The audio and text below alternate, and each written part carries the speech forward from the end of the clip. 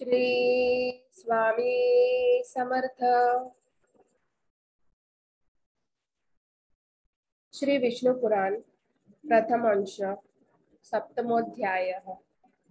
प्रजापतिगण तामसिक सर्ग स्वयंभुव मनु और शतरूपा तथा उनकी संतति का वर्णन। श्री पराशर बोले, प्रजापति के पुनः ध्यान करने पर उनकी देह स्वरूप भूतों से उत्पन्न शरीर और इंद्रियों सहित मानस प्रजा उत्पन्न हुई। उस समय बुद्धिमान ब्रह्मा जी के जड़ शरीर से ही चेतन जीवों का प्रादुर्भाव हुआ। मैंने पहले जिनका वर्णन किया है, देवताओं से लेकर स्थावर पर्यंत वे सभी त्रिगुणात्मक चर और अचर जीव इसी प्रकार उत्पन्न हुए हैं। जब प्रजापति की वह प्रजा पुत्र पौत्रादि क्रम से नहीं बढ़ी, तब उन्होंने भृगु, पुलस, सत्स्य, पुलह, क्रतु, अंगिरा, मरीचि, दक्ष, अत्रि और वशिष्ठ इन अपने ही समान अन्य मानस पुत्रों की सृष्टि की। पुराणों में ये 9 ब्रह्मा माने गए हैं। फिर ख्याति, भूति, संभूति, क्षमा, प्रीति, सन्निति, ऊर्जा, अनसूया तथा प्रसूति इन 9 कन्याओं को उत्पन्न कर इन्हें उन महात्माओं को तुम इनकी पत्नी हो ऐसा कहकर सौंप दिया। प्रजापति ने पहले जिन सनंदनादि को उत्पन्न किया था, वे निरपेक्ष होने के कारण संतानोत्पत्ति में प्रवृत्त नहीं हुए। वे सभी ज्ञान संपन्न, विरक्त और मत्सरादि दोषों से रहित थे। उन महात्माओं को संसार रचना से उदासीन देख ब्रह्मा जी को त्रिलोकी को भस्म कर देने वाला महान क्रोध उत्पन्न हुआ। हे मुने, उन ब्रह्मा जी के क्रोध के कारण संपूर्ण त्रिलोकी ज्वाला मालाओं से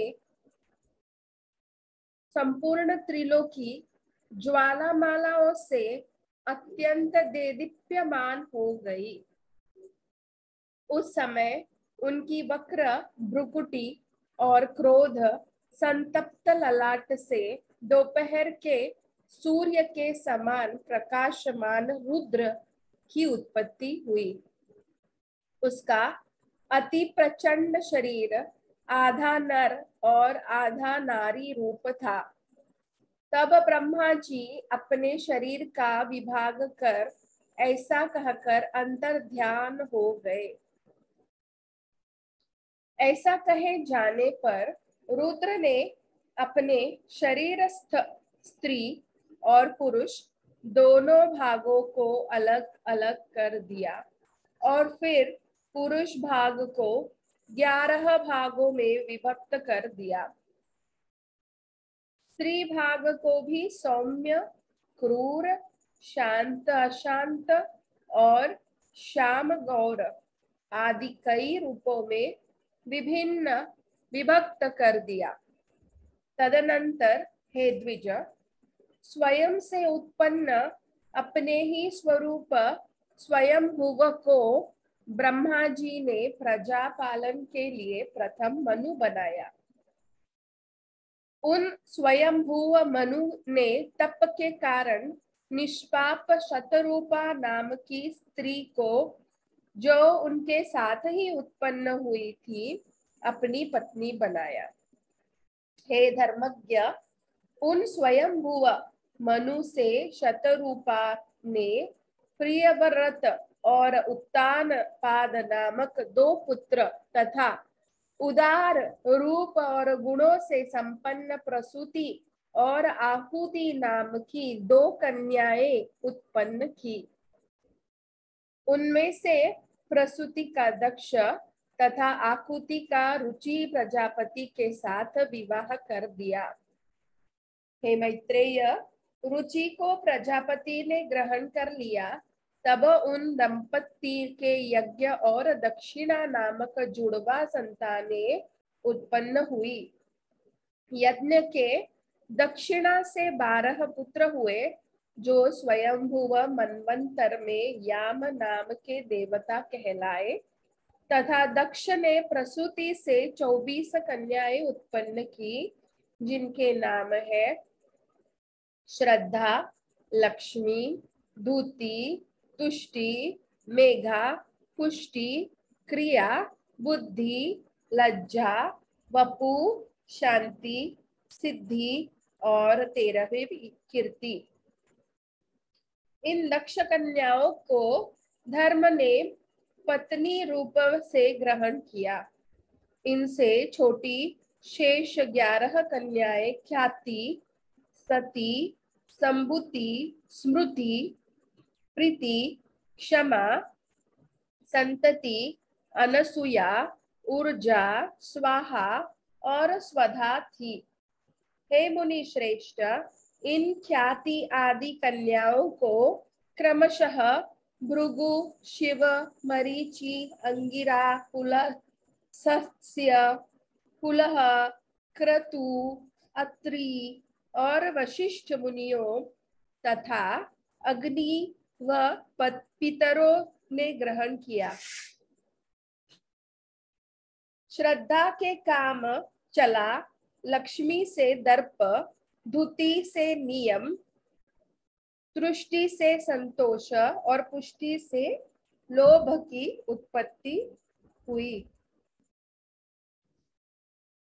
तथा मेघा से श्रत, क्रिया से दंड, नय और विनय, बुद्धि से बोध, लज्जा से विनय, वपु से उनका पुत्र, व्यवसाय, शांति से क्षेम, सिद्धि से सुख और कीर्ति से यश का जन्म हुआ। यही धर्म के पुत्र है। रति ने काम से धर्म के पौत्र हर्ष को उत्पन्न किया। अधर्म की हिंसा नामक पत्नी से अनृत नामक पुत्र और निकृति नामक कन्या उत्पन्न हुई। उन दोनों से भय और नरक नाम के पुत्र तथा उनकी पत्नियां माया और वेदना नाम की कन्याएं हुई। उनमें से माया ने समस्त प्राणियों का संहार करता मृत्यु नामक पुत्र उत्पन्न किया। वेदना ने भी रौरव नरक द्वारा अपने पुत्र दुख को जन्म दिया और मृत्यु से व्याधि, जरा, शोक, तृष्णा और क्रोध की उत्पत्ति हुई। ये सब अधम रूप है और दुखोत्तर नाम से प्रसिद्ध है, क्योंकि इनसे परिणामों में दुख ही प्राप्त होता है। इनके न कोई स्त्री है और न संतान। ये सब ऊर्ध्वरेता है। हे मुनि कुमार, ये भगवान विष्णु के बड़े भयंकर रूप है और यही संसार के नित्य प्रलय के कारण होते हैं। हे महाभाग, दक्ष, मरीचि, अत्रि और भृगु आदि प्रजापति गण इस जगत के नित्य सर्ग के कारण है, तथा मनु और मनु के पराक्रमी सन्मार्ग पारायण और शूरवीर पुत्र राजागण इस संसार के नित्य स्थिति के कारण है। श्री मैत्रेय बोले, हे ब्राह्मण, आपने जो नित्य स्थिति, नित्य सर्ग और नित्य प्रलय का उल्लेख किया है, सो कृपा करके मुझसे इनका स्वरूप वर्णन कीजिए।